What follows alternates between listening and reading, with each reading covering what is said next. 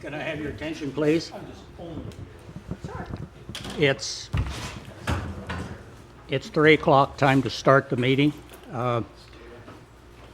Mayor Bob is down in Olympia. Danny Pagao is on vacation, so I get to chair this meeting. So we're going to do it like Bob does every time. We'll start over here and introduce ourselves around the table, and then we'll get started. I'm Jim Campbell. Tara Hudson. Beth Munns. Rick Alberg, City Council. Doug Merman. Joe Stoll, City Engineer. Erica Wassinger, City Council. Joel Sherbadia, City Council. Steve Powers, Development Services. Red Arts, Public Works. Trevor Dees with Hoffman Construction. Tricia Soul, Finance Director. Nicole Tash, Executive Assistant, City Administrator. Cynthia Sparks, City Attorney. Thank you very much.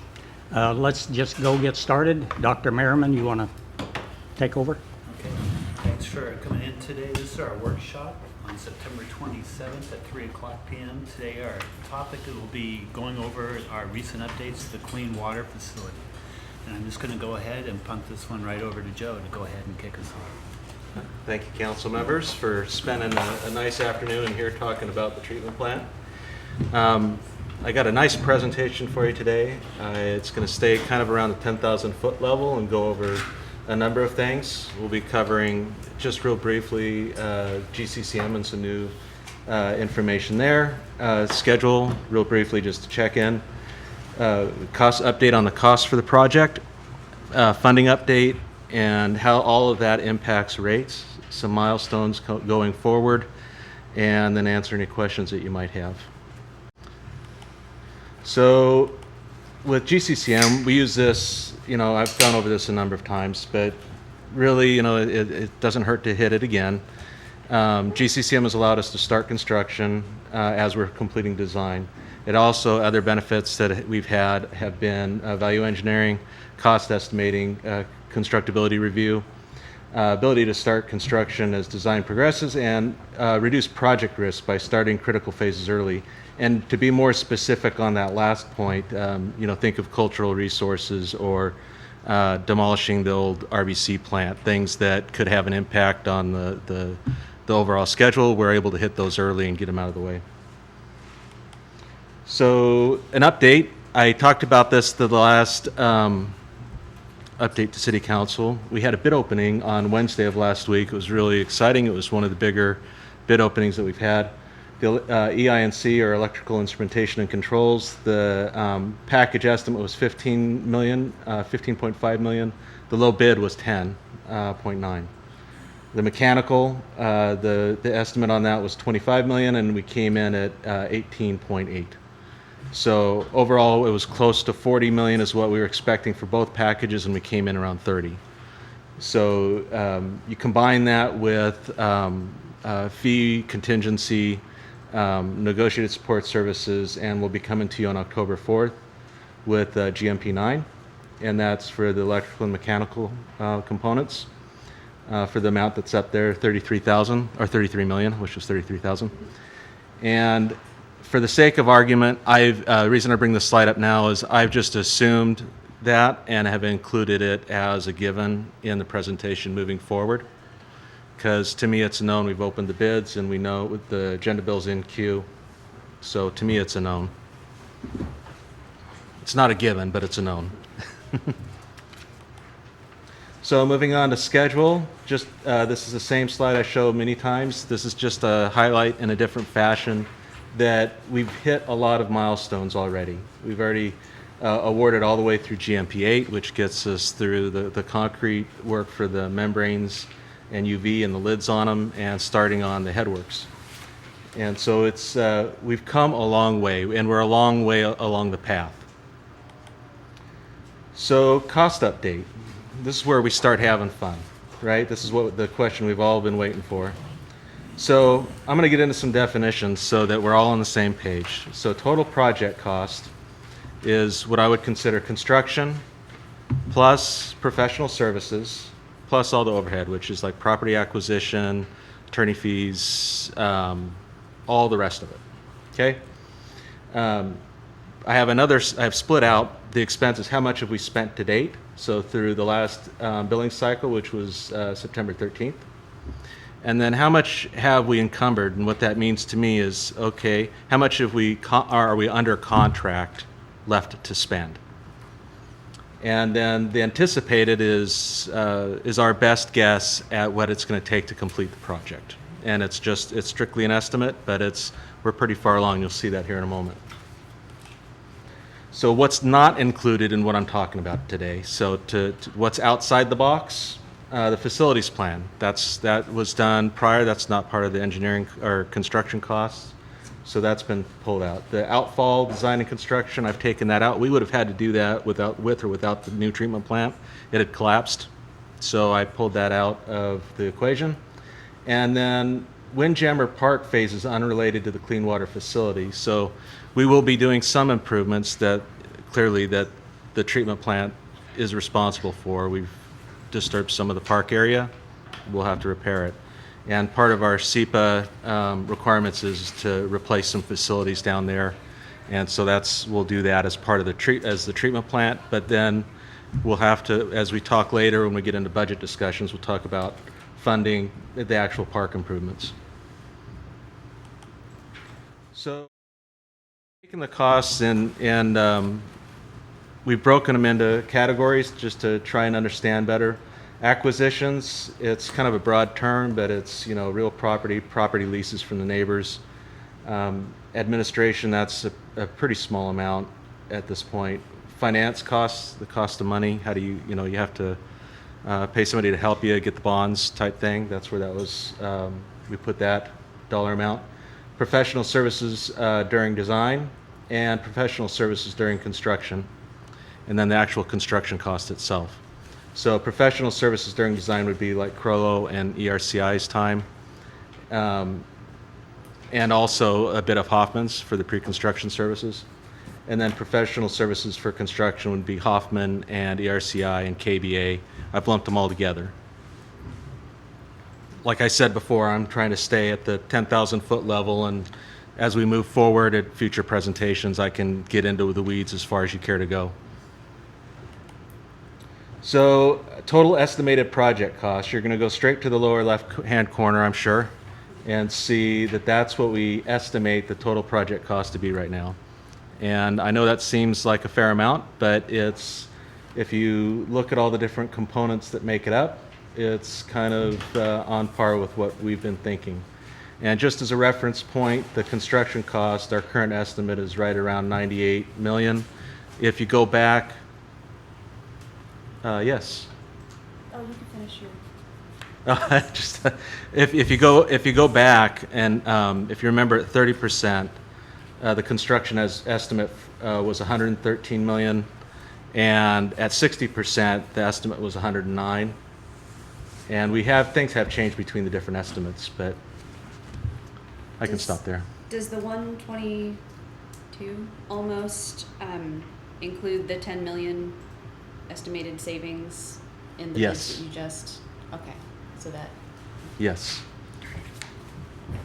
Yeah, it does reflect that, and that's why I wanted to make that clear at the beginning. So I've tried, this is really complicated. I can't tell you how much time I spent trying to distill this so that I could explain, where we are and where we've been and where we're going. Pie chart seemed like the easiest way, but I've got a chart later on you'll see as well. So what have we paid for so far? We've already paid for 12.7 million in construction, and you can follow the pie chart around. So about 27 million we've already spent on the project. Those are invoices that we've already paid.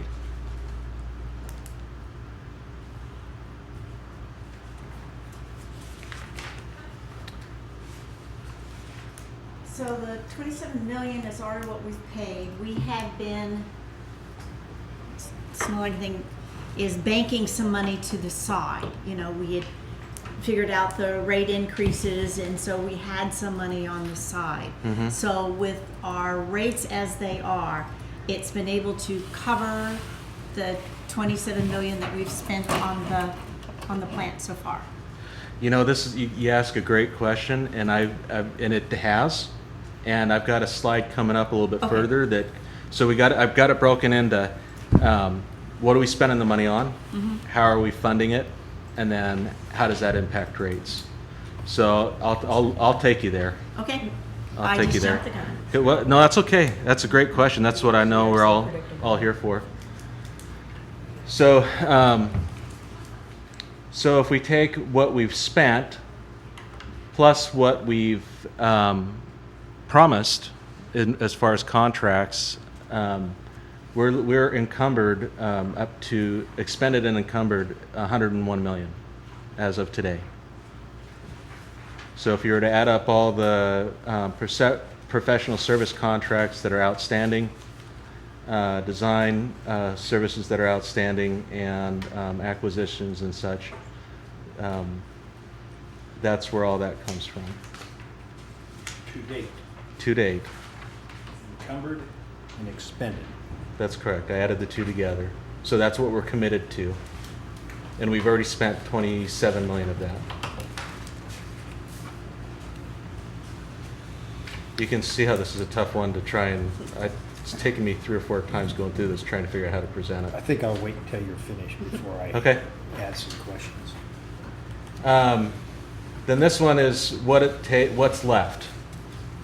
Estimated to complete the project. Now, the construction cost of 20 million, that's Brett and my best guess of what it's going to take to finish the construction side of it, give or take. It is just an estimate. We've got a long way to go yet. Acquisitions, the 343, that's the majority of that really is repaying the general fund really for impacts to the RV park. You know how we said that we offset the impacts to the RV park a while back, and that's why that number is what it is. Plus we have a few leases for parking and such. Professional services, design. The reason why there's some money still there is we have I'll be coming back to you with a contract to design the first phase of the park improvements, and we haven't released that yet. So that we've set aside some money for that.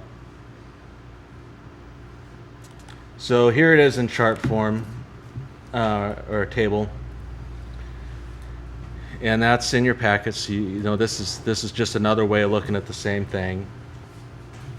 What it tells, we've spent 27 million. We have about 74 obligated beyond that. We have 21 million that we expect to finish. That adds up to your 121 or 122 million dollar project. So the percentages below, what this tells me is that we have, if all the numbers stay reasonably the same, we know approximately 83% of the project cost. Or have a good idea of what those numbers are. And later on I'll talk about, probably not too far actually, I think it is the next slide. So some ways that, one of the primary ways that we're able to reduce that number is paying attention to our contingency amount. Risk and owner contingency, we've talked about those before, are built into every GMP. They cover unknown situations. They're standard practice and required by law for risk contingency. We're currently, as of this GMP that will be coming forward on the 4th, we'll be carrying close to $3.5 million in contingency funds. That's both risk and owner contingency. At the end of the project, if we don't use those funds and we're sharp about how we do things, those get credited back to the project. So it wouldn't be 122, it'd be 119. Question, something I can't reconcile in my brain. Before you jump forward on that last slide, you said at this point, if the trend continues, we know, unless you misspoke, we know 83% of the costs. Yes. Help me understand that better. Why don't we know? Well, what I was trying to demonstrate. Fast because we're still anticipating 21 million. Is that Well, the reason being is that the first column there, we've already spent it. right, The second column is we've already approved a contract with right. a contract for it. The third column is our estimate for the remaining. That was the 83, okay, I understand the terminology. So the first two, Okay. we either have spent it or it's been Obligated. bid or we're under contract for it. Right. Thanks. So that 100% item is what we're going, minus the sewer fund, which is about 15 million. Is that going to be what our rates are going to be calculated against? We'll get to that We're one in getting to just a that one, minute. okay, all right. Yeah, we're almost there.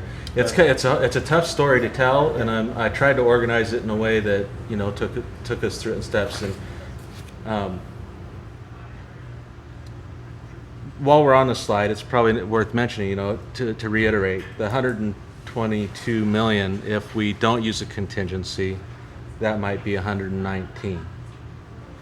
If we find if we're really efficient in the self-performed work, it might go down a little bit more. If we're efficient with our schedule, it could go down a little bit more. On the flip side, if we come across something unforeseen, we could eat into that as well. So it's not all roses, but we're working really hard, and I think we've been doing a pretty good job of managing that. And I have a slide later on that talks about some of the wins that we've had. When you say if we're efficient, but if we're not efficient, we're going to spend it, you probably really didn't mean it that way. No, maybe it's the wrong word to use. It's if we continue working at the pace we're The working, trend that we have, has been very good. yeah. And the self-performed work has, every time I come up, I talk about, I use the 140%, progress, constructed, and 113% of effort. But I mean that's engineer talk. But basically, things are going quite well on it. So I talked about this slide already. And these are some of the wins I was talking about. So, because a combination of using self-performed GCCM and GCCM, we've been able to identify some savings along the way, and they get credited back to the project. And these are just a few examples. I've talked about this one before, but the sump for the membrane building, we were able to reduce the footprint with some help from Hoffman and our team down there. And by doing that, it reduced the cost by $170,000. We were able to delete 98 stone columns for the odor control because we moved it onto the Wells Fargo property. And that reduced the cost by a little bit. We were able to use that someplace else. And then another one on here is reduction in the micropile spoil handling because it turned out to be better material than we thought. Reduced the cost by $100,000. As I read it, we didn't even need to really use that line item because the situation that we were expecting didn't occur. So we're constantly tracking these as we go along, and we're looking for these to help bring that number down. Every little bit helps. And at this point, I'm going to hand it off to Doug. May I ask a question then? Sure. Before you step off that one. You said something back on slide, page number 7. Excuse me. It was actually even before that. You deleted some costs out. So the facilities plan. Yeah, the yeah. outfall. Help me understand. You exclude facilities plan, the outfall, and the park improvements, but aren't those part of the total package? Well, I don't think it's fair to include them in Well, the first of total all, package because it's not typical to define include those. facilities. You're talking about the interpretive room. We have to have an admin room.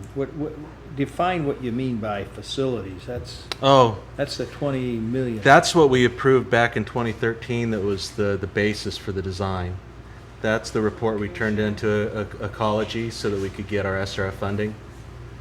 So that was the when we went through site 1 through 5, and how much the was report that came worth? out of it. 1.5. What'd you say? 1.5 million. Okay. And I'm just trying to understand Mhm. why that's not included in this total cost. I mean, you had to do it to get to the next phases, the next steps. Well, the reason why we did that is because if you try to compare professional services against construction costs, you tend to use a percentage. And the facilities plan was really a planning document, just like our sewer comp plan or Okay. our transportation plan. It's more along that line of a document. We And- would and do it- that and it would- whether we did this plant or not. And We so just had to do it. Okay, I got it. And then it would, because of that, it would make it appear that we spent, the percentage we spent on design was greater than it really is. Okay, then you had compared to some other other facilities. exclusions in there also, Mhm. and I thought it was demo. No, demo's included. That's included in the 120 million? Demo of the, yes, it is. What were the other exclusions? I thought you had 3 of them in there. There's outfall design and construction. I think that's the bottom slide. It's page 5, slide Okay. 10. Oh, okay, got it, yeah. Okay, And then and then the last one was, phases of the park that the sewer ratepayer shouldn't be paying for. so then those non-project costs are being funded from what? Well, the facilities plan and outfall were actually funded by the sewer fund. The Windjammer Park phases outside, we have yet to discuss. Okay. We've got ideas, it's Yeah, just we okay, have yet all to right. discuss it. I really want to know what the total cost is. Understood. Yeah. And how all of those costs relate to the rate. Okay? All right. Mm-hmm. Just on, because I wrote a question on the same page that Rick had. Sure. Councilmember Alberg had his. So the Windjammer Park phases, but then on slide 15, you said that the professional service design was for the first phase of park improvements. So I'm assuming you mean just the mitigated ones for Right, well, it's just the service for those that are needed for the disturbed or how. that's a tough one. Make I've been sure. struggling with that for quite a bit. Because what happens is we have all that material there on site that we want to keep on site. So it's really I feel it's the responsibility of the sewer fund to put that material where it belongs and restore the site to it was like it was before we were there. But then there's, right on top of it, there's the cool stuff that we came out of the Windjammer Park integration plan that we want to implement. So you can't get to that without, you can't do this without designing this. And so I haven't gone so far as to split hairs on that one just yet, but that's where it's at.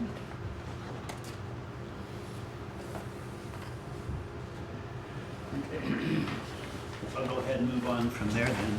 The next 2 sections, we'll talk about funding and rate impacts. The first one on project funding, Joe's put together a pie chart here that shows all the different, essentially, pots of money that we've been able to attain to pay for the project.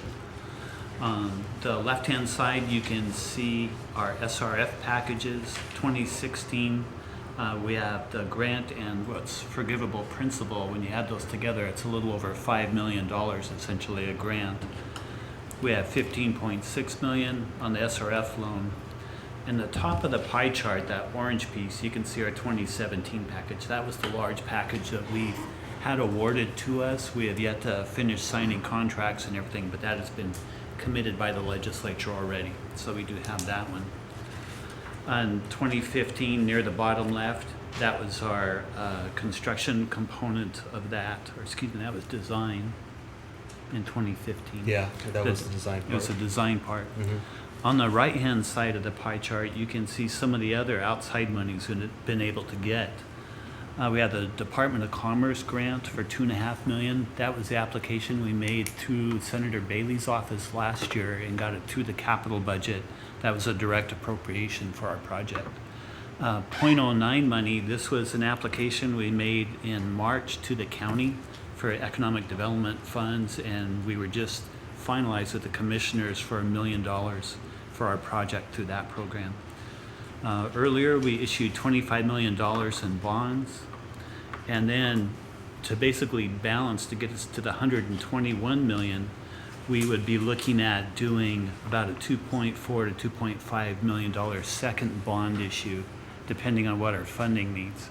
Right now, we have a $25 million second issue capacity because council approved $50 million total. And then down at the bottom in the center, you'll see where it says rates and SDF. That's system development fees. And those are fees we've collected through new sewer hookups in past years. That we dedicate those more towards growth. And there is a growth component to this. To split that number apart for you a little bit, Ms. Munns asked about the $15 million. Where our projections fall right now is, through these rates we've done for about 8 years, by the time we get to 2018, we're estimating will be about 14.3 million is where it's coming to. Because even though you may plan 8 years ago for 15, it depends what people buy for water and what their usage is. So it will be about 2 extra months past that we'll hit the $15 million mark. So we're right on target for that. The remaining $3 million is money we would transfer into the project and system development fees for that growth component. We have a total, I believe it's about 5.2 million in total SDFs. So we would use 3 million of that for the project. That still saves us another couple $1 million to put towards other sewer projects. So we're not completely depleting that fund to do this. So when you add all of these together, we end up with the same $121.9 million for the project. That's basically the split. The next page is the same information. Thank you. Keep moving there. Is the same information put in tabular form, and this lists out all the different pools of money that we just discussed. With the addition of those that are loans, you can see the term in years, and you can see what the interest rate has been dedicated to those. As you can see, the SRF loans, they're 20-year loans. They have lower interest rates. Our bonds that we issued for $25 million, you see for 30 years, and that's the 3.43% rate. If we go to a phase 2, right now bonds are actually a little bit lower even than when we did that first issue. But I went ahead and just said, let's say 3.5, just in case we hit a little slight bump up in rates if we were to do a second bond issue. And again, you see the 17 million in rates and system development fees. If you remember back in our original plan that we did for this, we were looking at issuing bonds at 6%. For 20 years. For 20 years, and that was our original deal. So it shows what we've been able to achieve by really aggressively pursuing these grant funds and the SRF loans. And that's been a great return for our ratepayers. Mm-hmm. Real quick, can you clarify on the forgivable loan? Is that like the interest is forgivable, or we might not have to pay it back? You don't have to pay it back. Okay. So adding that to the grants that we've been awarded, that's $9.5 million. Mm-hmm. So I'm wondering, so if we subtract that $9.5 million from the 122, then that is how much we as a city will physically have to pay, like coming out of our pocket. Correct. Okay. Those are the loans and finance that we do that will go into the rate component. Okay. So out of our physical pocket, it's going to be closer to 111. Oh, minus our cash reserves as well. Okay. So we have the grants, the $9.5 million, and then the $17.3 million in cash. That is built into the rates that we've increased for now. So it's kind of a little bit of a hybrid. It's in those rates, but it's not additional financing we've had to do. If that makes sense. Yeah, it does. Thank you. Okay. So you have roughly 8.5 million, a little over 8.5 million in grants and forgivable loans that we're not paying any interest, any principal back on that. I'm kind of repeating some of that question. Correct. And then the 17 down at the bottom, 17 million at the bottom those are system development funds, which don't go into the category of interest expense. Right. Do you have, well, I'm not going to ask that question, but this is a story that should be told to the public with emphasis. Even if the interest rates weren't 6% when you were doing the preliminary pro forma for this, even at historic market rates for commercial, even at 5%, there is a substantial savings over the same period of time. Do you have an amount that represents the alternative? For example, if we waited, which we can't afford to do, but if we waited and interest rates kicked in and they would be running at, say, 5%. I know you can't calculate that out of your head right now, but are we at a savings approximately $50 million to the ratepayers over the life of the potential loans? Right now, the way it's laid out, and I haven't put the .09 grant in there, I believe the number was $78.6 million over the 30-year financing package that we've saved between this true package Right. and what we originally estimated. And then when you convert that into the rate, Correct. in other words, if you had to spend $78 million, for example, which is going to be close to what we calculate our rates out at, pretty close to that, that's going to be a rate increase to X. If you had to pay the alternative interest rate that would be created with delays in market conditions for funding, we could actually double that cost to the ratepayers potentially, the way I'm hearing this. This is a story that we should really get out to the public. They should understand that, a lot of people, not a lot, some people grouse because they see this big dirt pile, they see this big project, they see their rates going up. They don't know really what you are doing, what Hoffman is doing, what we're trying to understand and do. There is a component of success already built into this.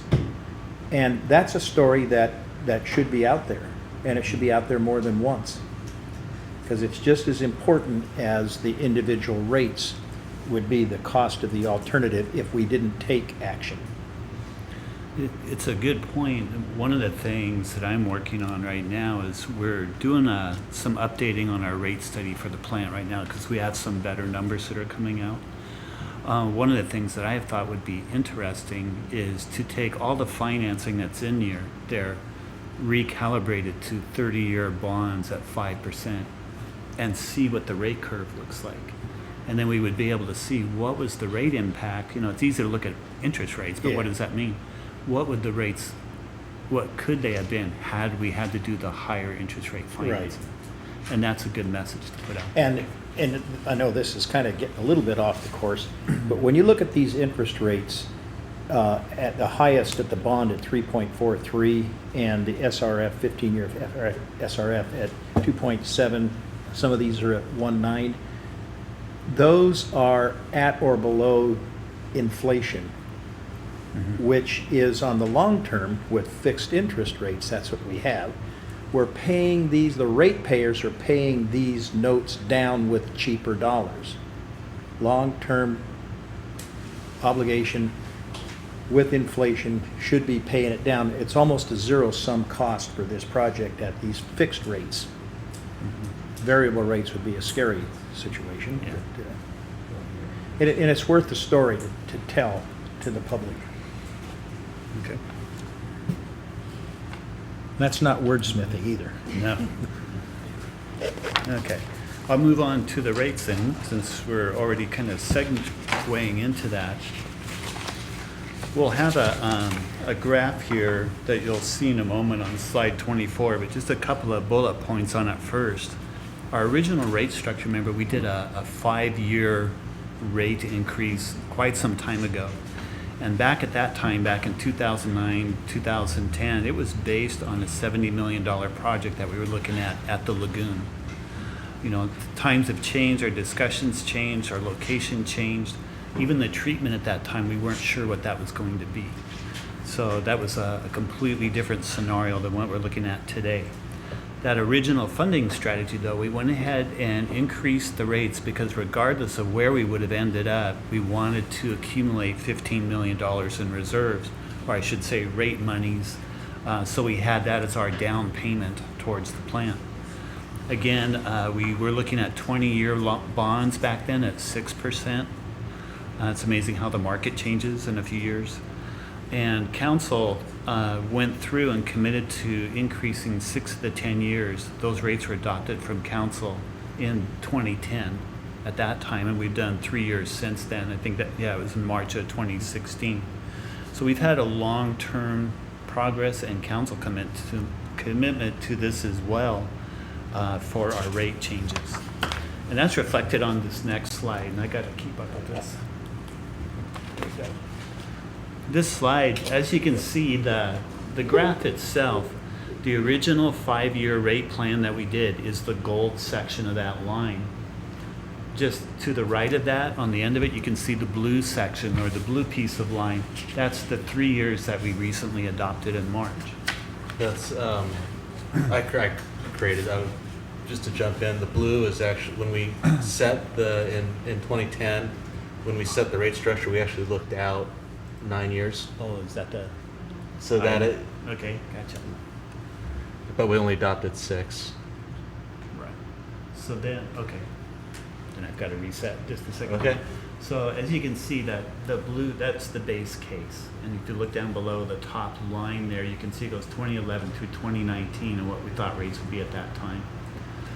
We have the 2010 ordinance. That is the 5 years. That's correct. Okay. I've got that, and that's the gold component there.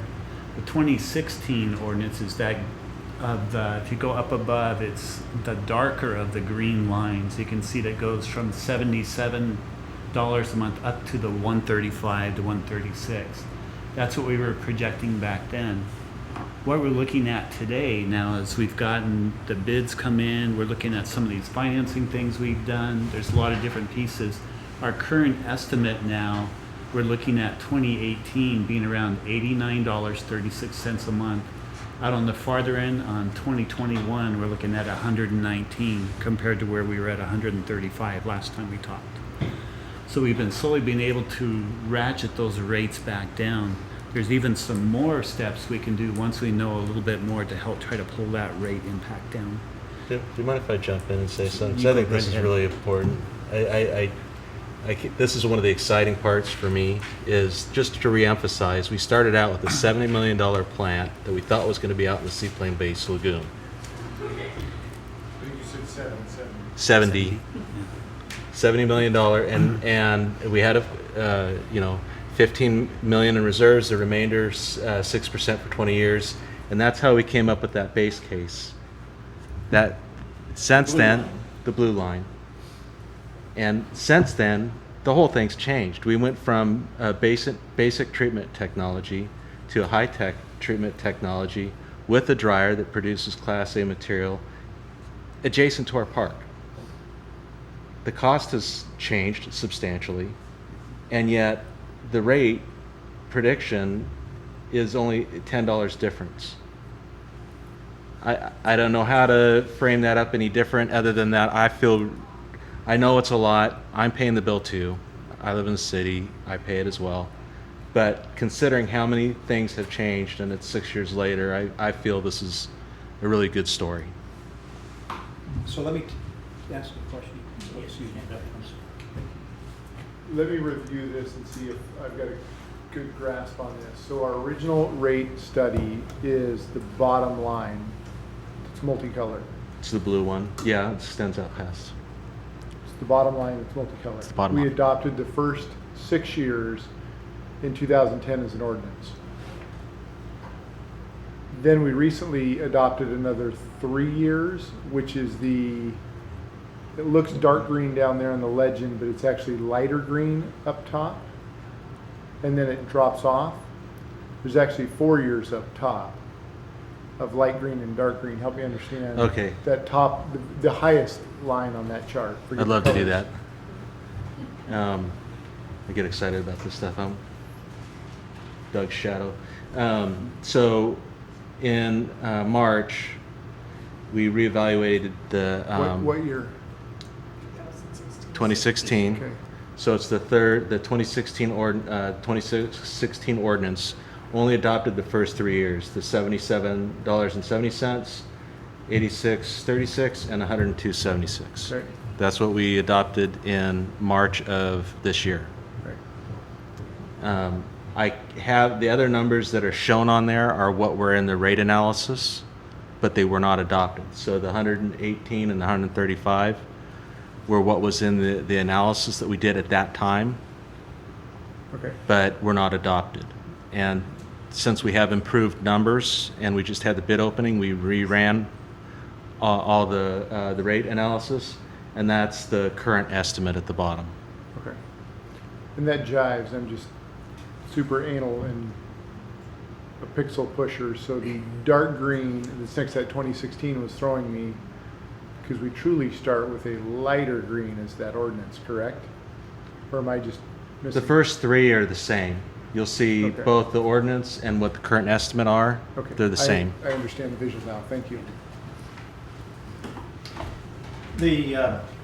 What is the start date of our debt reduction? When do we start paying interest on whatever we borrow?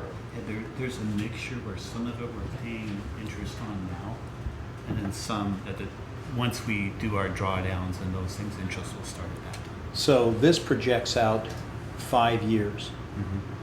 from 2017, including 2017. Mm-hmm. Are the funds we have in here are at 20 and some of them are at, like one of them is at 30, 2 of them are 30. Those are Term. bonds, yeah. Mhm. Which also may be reduced by, if we get other SRS funds to refi those. Mhm. Okay. So is it fair to say then in 2021, the project is 25% paid off? These are 20-year loans roughly. Right. You have 5 years I see into what you're it. saying. Depends when the principal component of the SRF loans actually kicks in. If it's date of project, before you actually start Okay. making principal payments on it. So it might be a little bit soon to say that on the SRF loan component. You might be 15% done, but you're not quite 3 years. Okay, so we're amortizing that loan downward, Correct. even right now. Mhm. Okay. That's what I want to know, because this is not something that goes out into infinity. There is a payoff date when you actually own the car. And hopefully this car will be running in pretty good shape when we pay off. Yeah. And one piece, you may not have noticed, or you may have, the first 3 years, starting in 2017, 2018, and 2019, you notice the 16 ordinance and the current estimate are the same, and then it drops down.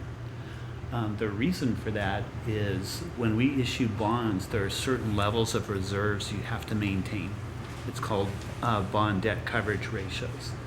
And so regardless of what we're doing, because we're using this $17 million in cash, that's pulling some of our bond ratios down. So, and we have to pull those back up or hold them before they go below a certain point. So those rates, those first 3 years, they're fixed like that just to make sure our bond coverage ratios don't dip down too far. That's a little bit of a safety factor. What we look at then is we may want to say we want our reserves to be this much 5 years after the project or 10 years after the project. What that does, it gives us a little flexibility on rates as well, as far as how quickly we want to rebuild those reserves.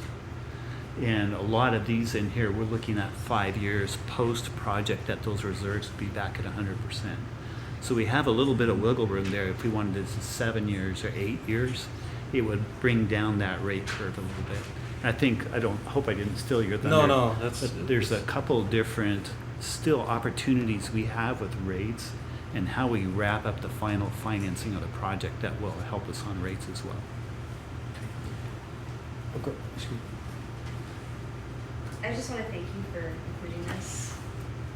And as we progress and as we get a better hold on what the actual costs are going to be, definitely appreciate keeping up with this and this being an ongoing thing, because we can throw out total costs and interest rates all day, but at the end of the day, people want to know what their monthly payment is going to be on their utilities. That's what I would want. I mean, that's so like, okay, but how much is this going to cost me a month? Because throwing $100 million out there is just not tangible. So thank you, and I really appreciate showing the difference also, because you're right, the project has changed unbelievably, and you know, the rate's not so much. So I think that showing that is it gives me confidence. It'll give the public confidence. So thanks.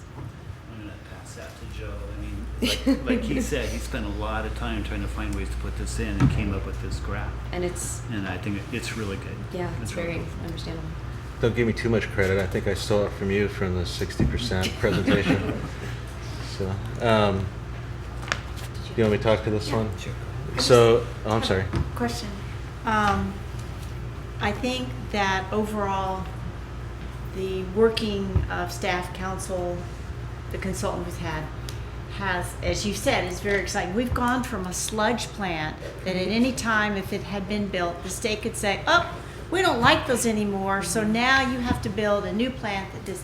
We've got the high tech, and they're not going to come back and say it. So Blaine, who just spent, or Bellingham, you know, extended their sludge plants, they faced that fact that they could come back and say, well, we don't like those anymore, so now you have to change it, even though you just spent $60 million to do this. So we've definitely gotten more value for the buck for our citizens, for everyone on this. And not wanting, I can remember us, we don't want a big rate hike. Let's not wait till we know exactly, and then you're just gonna balloon. It's little increments, so we're, not that we like it, but at least we know we've got a steady little increment instead of a huge bill all of a sudden. I'd rather start paying a little bit more at a time. And I think that with the staff's knowledge and stuff, and the council getting the information, that we have done a very good job at making sure we're steady and going up without huge, but still within, and we've got a much better project, and I think people will just be blown away when it's finally done. They won't like paying that bill, and I won't either, but then I know it's not going to be this kind of bill, way up there. I just think people will, when they finally see the final product and you get the park in there, they're just going to be blown away. This is not at all what we've had or experienced, or the smells or any of that. And there's some way to be able to tell this, but you got to keep it simple. They're not going to want to know all the little, but kudos to everyone. I mean, I know everyone has put their heart and soul into it. It's not done yet, but we're getting there, and we can see the light at the end of the tunnel. So, thank you. Two questions here for you. This may include one for Steve Powers too, because it probably ties in with our comp plan. Refresh for me the current GPD, the design capacity of this plant right now, this phase. 14? Do you remember off the top of your head, Brad? For what we call dry weather capacity is 2.7, and for peak capacity it's just about 8. That is quite a bit more. Right now our current dry is running about 0.6, so we have lots of capacity. But isn't it expandable? It's set up that. No, I'm just talking about What we're buying today. what you're buying today is dry is 2.7 and at peak is 8. Yeah. And then the life projection prior to anticipated capacity upgrade, which ties into our comp plan for growth, what are we looking at? 20 years, 30 years, 40 years, 50 years? It's actually some more complex. Our structural part is 50 years. Like every cassettes and those pumps, those types of things, we have to be replaced, but it's not a big cost. So There will be we sell maintenance over time, upgrade, yeah. But we have a good 30 years. But the facility, as it's designed today, up to a peak GPDs is 8 $100,000 is 50 years? That is for, that's where it gets confusing, is that's what it's designed for today. As the city grows, we have the capability of putting more membrane cassettes in. No, I understand And then that. as it grows even more, we take one of the aeration, a holding equalization tank and convert it to an aeration tank. And so we built in flexibility into the plant so that we don't have to do any more heavy civil projects like what you're seeing now to expand the capacity of the You're plant. getting right to my question, so you're answering my question. What is that time period that we anticipate looking at our growth curve for 20 years as we look out that far? Where this capacity that's going in under this 120 million is covered for 20 years of growth?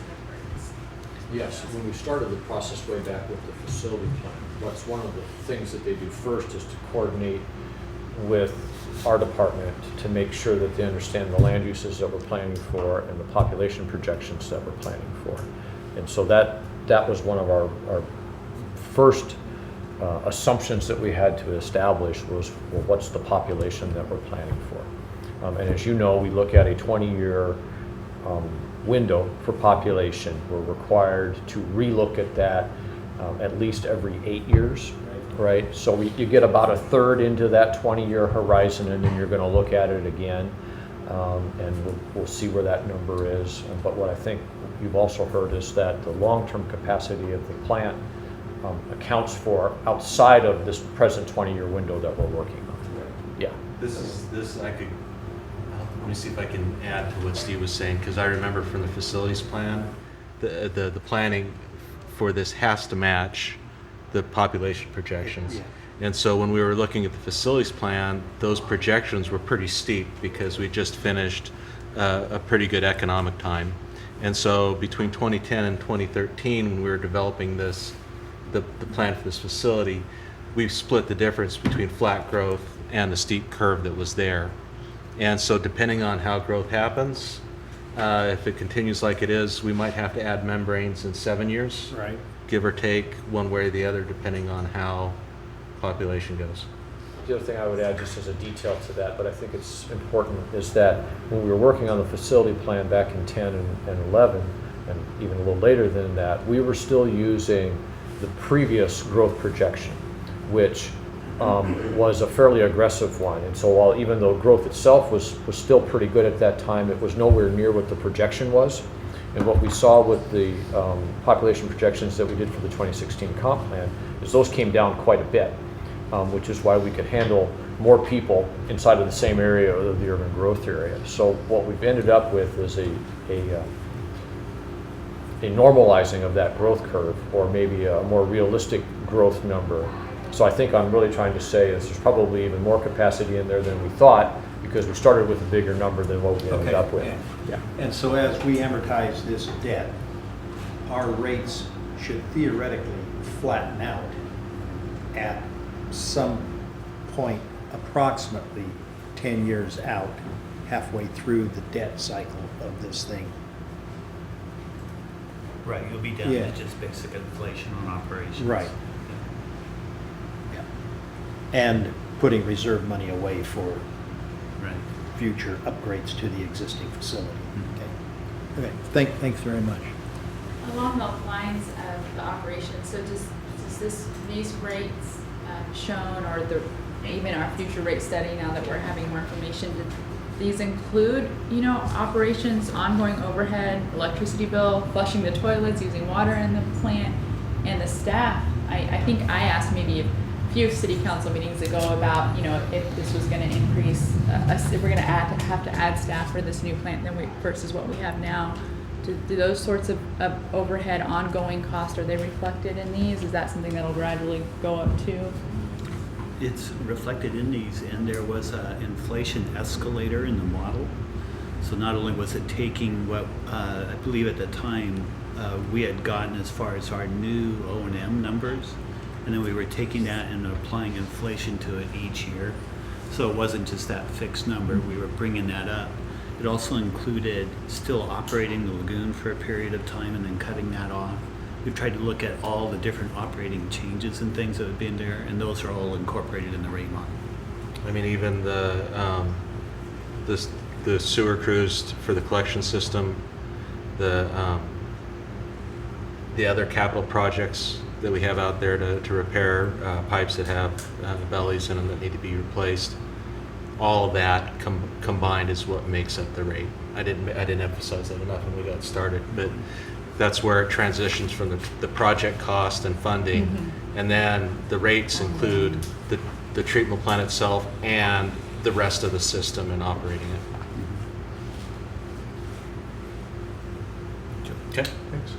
Oh, just a comment.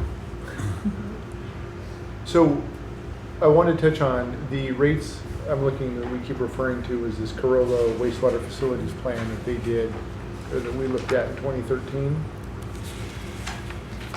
The base case that we keep referencing, 70 million, which was just us, not the Navy, 20 years at 6%. Is it just, and I appreciate that we say it's only $10 more, or, you know, and I know some people are gonna say, well, my rates have doubled, and yes, they have. It's different from your rent doubling. If we're going from $40 to $80 or $50 to 90, as a percent, it's the same, but as part of the proportionate share of your overall budget, it's different. But if we've saved, and Mr. Merriman, we've gone over these numbers a bunch, it was 50 some million just in the finance costs that we've saved. You referenced a number earlier, 78 million. Granted, we've gone from a $70 million project to 122 for rounding. The math to me still, I don't have a financial calculator, is that really, I'm hoping we can fine tune those a little bit better, because we didn't spend an extra, we didn't double the cost of the project. No, and I actually have, what I'll send to you, I actually have a chart where I've mapped out what the original assumptions were on the debt service. And then for each SRF package we've obtained, or grants or that, it shows, and I've amortized everything out under both scenarios for 30 years. And you can see the total debt service cost. Okay. And I can send that to you if that would be helpful to take it. Please, when it's available. So, and just I'll reiterate what my peers have said, and Joe, what you said, as far as this is a completely different project. People forget activated sludge to MBR, biosolids, which I think is the right thing to do. When you look at this rate study, just to remind the public, and I think the challenge we had here is we were charging very low rates for a very long time. We weren't proactive, or previous councils. I never like to pass the buck, but we waited too long to change that. If you look at this, our system development charges were the lowest in the area, sewer system development charges, and our rates were right near the bottom. So it would have taken some of the pain out of that purchase had we started a few years earlier. That's water under the bridge. The last things I want to comment on is there any, we keep promising no net loss of park and oh how beautiful this is going to be. And this council is going to be presented with some numbers here shortly as far as a budget. Is there money to work, or are you planning on putting money, I know I'm putting you on the spot, to get these restorations done in the next 18 to 24 months in this next budget cycle? Are we don't take this wrong way, putting our money where our mouth is to do what we said we're going to do to the public as far as no net loss of park and get this thing regentrified, that whole area? Do you want to take that one on? Sure, you bet. And the answer is yes. Okay. We're already looking at those items that were SEPA requirements within the project itself. I think Joe even showed we have some of those numbers already budgeted into this and shown. There are other aspects of some of the things we're wanting to do, like the Windjammer Park plan. There are aspects of that we're also incorporating as well. They're not not basically part of the plant project, but we are bringing those in. And those are things to repay the community back for the disruption of the park. There's different phasing that we're working on, which includes not only the SEPA requirements and the restoration and those pieces as well, but we're looking at breaking even the Windjammer Park plan into future phases and already starting to look how we fund that and do that. So yes, to answer your question, yes, we're doing that. In fact, we've even gone beyond that and trying to look at how much we can do in a time schedule for that. Okay, thank you for that. And lastly, if we're building a plant that lasts 50-plus years. We've talked about predominantly amortizing it over 20 years, which for most of us, if you can afford to do that, is going to take, it's going to minimize the debt service and it'll get you out of debt a lot quicker. At some point as a council, we'll have the decision to make if we're able to refinance, whether or not to spread that out over a couple of generations. I can give you a quick update on that. I was just on the phone with Ecology today. I spoke with Sean McCone. The Federal Clean Water Act, which is where SRF loans come from, had some changes made a year or two ago. One of those where they could do 30-year loans instead of 20-year loans. So we heard of that, but it takes some time for that amendment to the Clean Water Act to trickle down the states. And as of today, Ecology let me know that the legislature approved 30-year SRF loans for Washington State. So now they have those there, but there was a caveat that the legislature would approve that if Ecology would write rules and policies on how that would work. They're just not going to just come in and say, okay, start making 30-year loans. According to Ecology, it will take them till 2018 to get that done. So, but that's not all lost. That actually might be a good thing, because that's when we finish our project. And what was recommended to me is that Oak Harbor gets involved in the public process when they write those rules, to try to incorporate, and this is Ecology even wanting to put it in there, that when they get the new 30-year refinancing in there, that cities that have existing SRF loans will be able to go back and recapture those and refinance them into that 30-year period of time. The only risk you have is rate risk, because 2 years from now, what will interest rates be? We don't know. But even then, going from 20 to 30 years, it would have to be a pretty big rate swing to be a big factor in that. But that's where that stands. The only other piece that's out there right now, and we were just talking about that, is for 2018.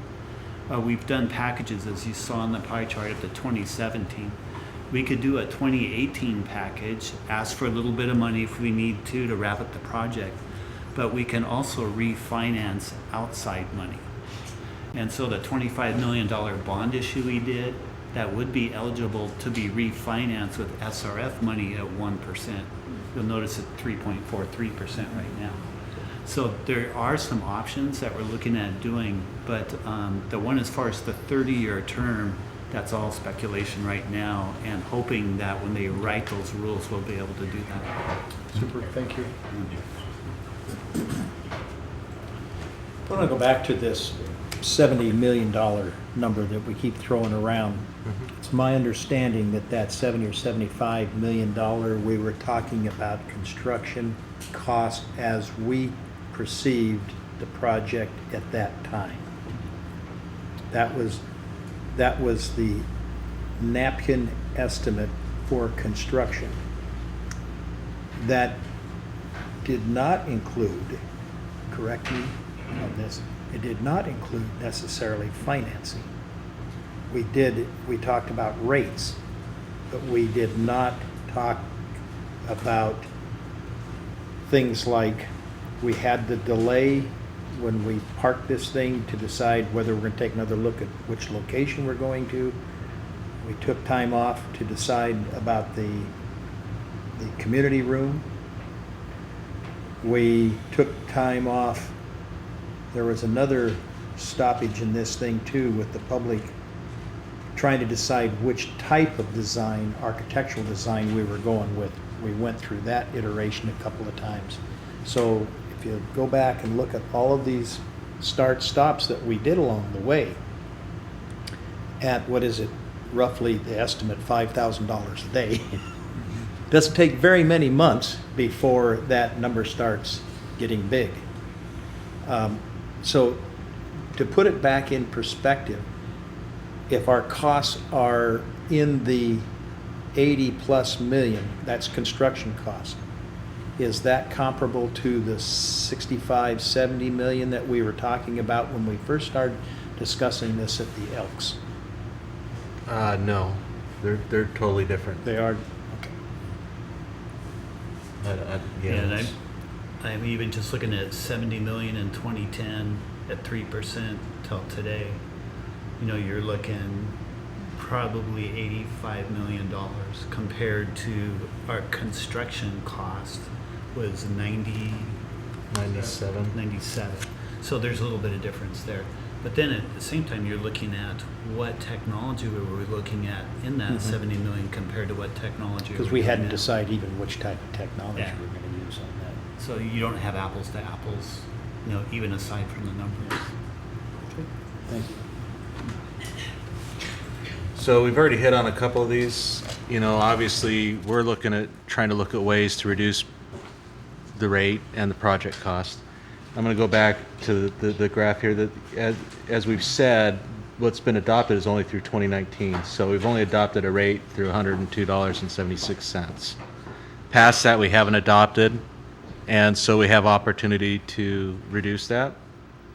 And the way we do that is we've already talked about looking at 2018 SRF funds, seeing if we can refinance the loans, continuing to keep the actual project costs below the estimates, and that means getting good bids and doing the self-perform work as well as we've been doing. Managing the contingency balances, I talked about that early on, the $3.5 million that we have at this point for contingencies. If we continue to manage that well, that goes back to the city. Successful use of self-performed, I mentioned that already. Continue constructability reviews, and that's how we saved or reduced the project cost by $170,000 is by doing a constructability review on the MBR sumps. That was a result of that effort. Continue management of negotiated support services, and so that's making sure we're efficient with where we put items. Like a good example would have been from the last GMP that we approved, the forklift, moving it from self-performed to the negotiated support services. Avoided a markup. Effective procurement practices, and to me what that means is if getting the products early enough, and taking the time to get good bids on the products that you're installing in the plant. And then efficient plant operation, what that really means is long-term efficient operations and maintenance of the plant, because the yearly cost goes into the rate. So that's what that line item means. So I have a few milestones to look forward to. As far as construction goes, on Tuesday the 4th, we'll be coming to you with GMP 9, which we talked about at the beginning of the presentation. About the fourth quarter of this year, we'll be coming back with processed structural concrete, and we're deciding what to do with that now, but it's probably going to be the first meeting in November. December 20th, we'll be back with GMP 11, which is admin and maintenance building. And then we didn't really go as far as this earlier, but we intend to have Hoffman and Crowell's team do all of the phase 1 Windjammer Park improvements. It's just we'll split how it is that they're paid to do that. So some of it will come from the project, some of it will come from other sources. Part of it they'll get paid for, part of it they won't. Yeah. So I'll be coming back in November with a contract amendment to do the design work for the park improvements. I didn't want to go there until after we had this conversation. And then cost savings or reductions, completion of the self-performed concrete that'll be a good milestone, and that'll I think we're already seeing savings as far as that goes. And then as we see the bid results for the admin and maintenance, which will show up in GMP 11, that'll kind of start closing the door. Things will start coming to some reality for us. So 10,000 foot refresher on what we talked about. Project cost. The team continues to find ways to reduce project costs. We're working like you wouldn't believe to try and find creative ways to reduce the project cost. we know 83%, or have high confidence in 83% of the project cost at this point. And that's thanks largely to that bid opening we had last week. Funding, you saw that pie chart. It started out as one big pie. We've been able to go chase all these different funding sources to help reduce the overall rates. And we're going to continue to seek those additional creative funding sources to help not only with completing the treatment plant, but the park improvements as well, because there's some creative things we could do there. Rates, even though the project's changed substantially, I think we're still in check with what we started and adopted back in 2010. I want to highlight that again. I just think it's pretty cool that we're able to do that with as much that's changed. I know it's a little bit more expensive, and it's a fact of what we're dealing with, but to keep the what hits our ratepayers and our neighbors reasonably close to what we started with, I feel good about that. And with that, I think we've already been asking a lot of questions, but if we have any others, that's the end of the presentation.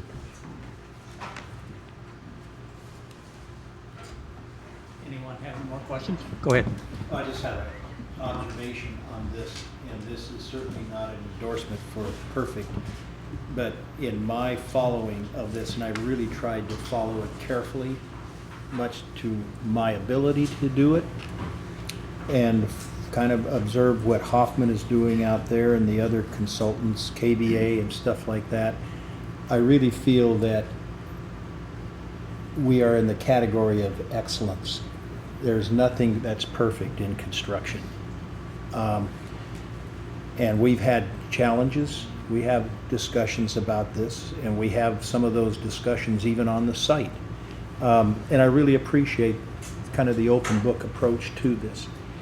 I would like to emphasize for the staff, for the city, to engage Aaron at ERCI to help tell this story. Now, she's Aaron. not with ERCI, she's Environmental Issues, there you go. To help tell this story about, simplify it, where we started out in 2010, what it really means in terms of the benefit of the work that is in that category of excellence, not perfect excellence. Because the money is a big deal. The money, the timeline for paying this thing off, the life of that plant. The reason we're here is because we have to be here. Other communities are going to go through the same thing because this is a diminishing asset. It depreciates, and the timing to this in terms of the cost of money to me is very similar to the timing that we were fortunate enough to do a major overhaul renovation of the high school. We had very low interest rates, very low, very competitive construction costs in that timeline, and it is a real asset to this community. This wastewater treatment plant has that same potential. We have to tell that story. You know, we have a newsletter that we were talking about coming out this fall, early winter, and I think we can incorporate those items. Anyone else? Okay, in my experience in project management in buildings, weapons and all that kind of stuff, I want you to know that I'm really impressed by the way that the processes that you're using. I think that's excellent. If we had those processes when I was still working, the Trident missile program over at Bangor would not have cost $500 million. But keep up the good work. You're doing an excellent job. And I think that's it. We're adjourned.